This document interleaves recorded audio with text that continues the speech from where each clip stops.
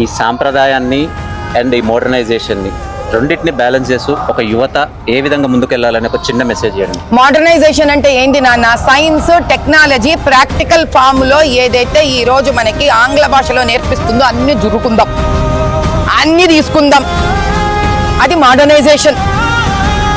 కానీ ఈ మోడర్నైజేషన్ వెనకాల సనాతన హిందూ సంస్కృతిలో భూమి గుండ్రంగా ఉంది అని చెప్పింది ముందు భారత సనాతన హిందూ ధర్మం. ఏనాయనా? నవగ్రహాలు జ్యోతిష శాస్త్రంలో నీకు ఎవరెవరు ఎంతెంత దూరంలో ఉన్నారు, ఏ గ్రహం ఏ రంగులో ఉంది, దాని వేడి ఎంత, భూమికి ఏది ముందరుంది ఏది వెనకుంది చెప్పింది సనాతన హిందూ ధర్మం. అంటే దాని అర్థం ఏంటి? ఈ కాటి సైన్స్ టెక్నాలజీ అంతా మనకు తెలుసు. కోవిడ్ రాకుండా మనం దండం పెడతాం అంటే కోవిడ్ ఈరోజు వస్తుందని చెప్పి నువ్వు ఆ యుగంలోనే కనిపెట్టుకున్నావు, సత్యయుగంలో నుంచి తెలుసు, అందుకే నా పొంచి దండం పెడుతున్నావు. అంటే దాని అర్థం ఏంటంటే ఎవడో ఏదో చెప్తే మీ ధర్మానికి మీ వేదాలకి ఇది తెలియదు అది తెలియదు అని అంటే ఫస్ట్ నీకు తెలుసా నాకు తెలుసా అని ప్రశ్న వేసుకోగలగడము సంస్కృతి.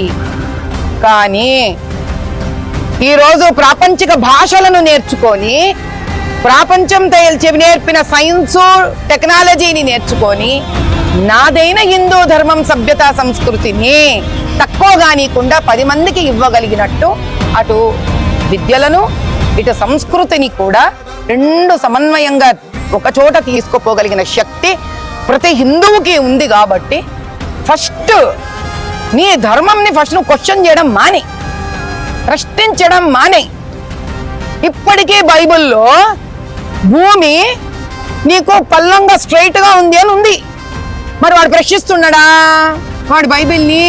లేదు మేడం. అలా మనం ఎందుకు చేస్తున్నాం? తప్పెవరిలో ఉంది? నీలో, నాలో, హిందువులలో. ముందు ఆ ప్రశ్నించేది మాని నేర్చుకోవడం నేర్చుకోవాలి.